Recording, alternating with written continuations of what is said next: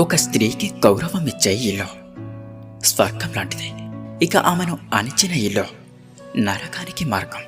స్త్రీ నిశ్శబ్దంగా ఉండడం అంటే అంగీకారం కాదు, అది ఓ భవిష్యత్తు గర్జనకి నిశ్శబ్ద సూచన.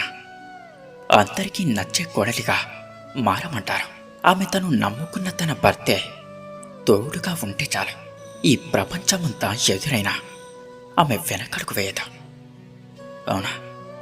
స్త్రీ ప్రేమకి పరిధి లేదు, త్యాగానికి అంచు లేదు, ధైర్యానికి అవధి లేదు.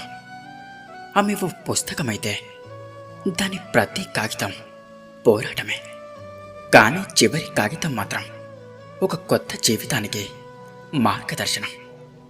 అందుకే నువ్వు ఒక మహిళ అయితే గర్వించు. నీ నడకలో నిజాయితీ ఉంది, నీ మౌనంలో బలం ఉంది, నీ కన్నిటిలో